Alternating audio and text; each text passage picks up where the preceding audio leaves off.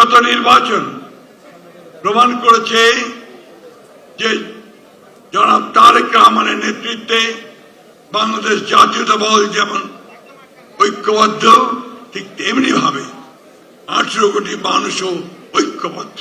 এই নির্বাচনে বিজয় হয়েছে উদারপন্থী গণতন্ত্রে। বিসমিল্লাহির রহমানির রহিম। আসসালামু আলাইকুম।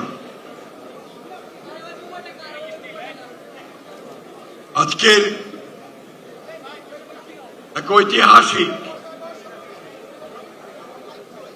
সংবাদ সম্মেলন।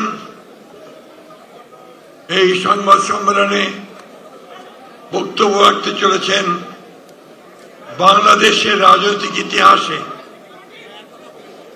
সবচেয়ে গুরুত্বপূর্ণ নির্বাচনের পরে ভবিষ্যৎ বাংলাদেশকে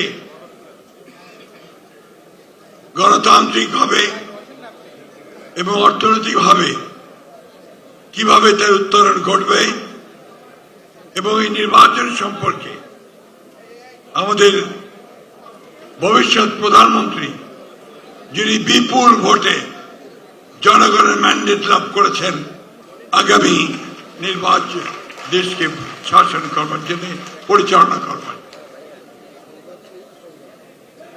আজকে এক দীর্ঘ সংগ্রামের পরে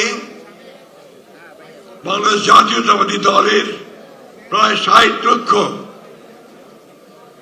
নেতাকর্মীর বিরুদ্ধে মামলা, 20,000 নেতাকর্মীকে হত্যা, প্রায় 1700 নেতাকর্মীকে গুম করে দেওয়ার পরে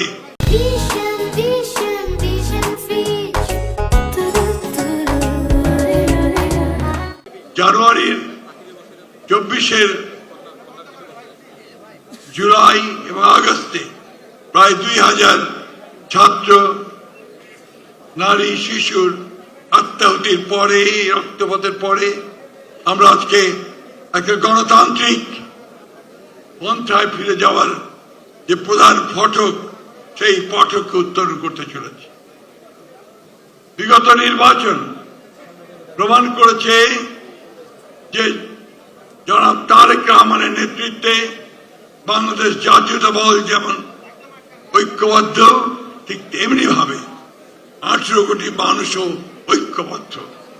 তারা পরিবর্তন চায়, সেই পরিবর্তন হচ্ছে উন্নয়নের পরিবর্তন, অবস্থার পরিবর্তন, রাজনীতির গণতান্ত্রিকীকরণের পরিবর্তন, অর্থনীতির গণতান্ত্রিকীকরণের পরিবর্তন।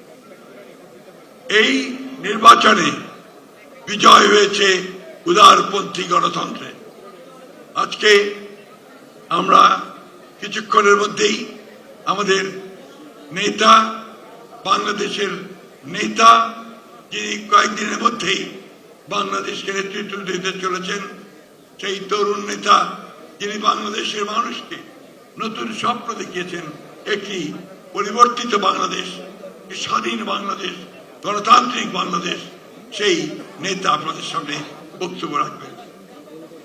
আমি আমার কথা এই বলে শেষ করতে চাই, আসুন আজকে আমরা আমাদের এই তরুণ নেতা তারেক রহমানের হাতকে শক্তিশালী করি। আমরা বাংলাদেশের যে নতুন সূর্য উদিত হয়েছে, সেই সূর্যের আলোয় সবাই আলোকিত হই। আমরা সত্যিকার অর্থেই একটা শান্তির বাংলাদেশ, ভালোবাসার বাংলাদেশ, গণতন্ত্রের বাংলাদেশ আমরা গড়ে তুলি সবাই মিলে। সবাইকে ধন্যবাদ। আমি এখন আন্তরিকভাবে আপনাদেরকে ধন্যবাদ জানাচ্ছি, বিশেষ করে our members of the International Community of the Press. I welcome you here to attend the press conference of our leader, Mr. Tariq Rahman. Thank you.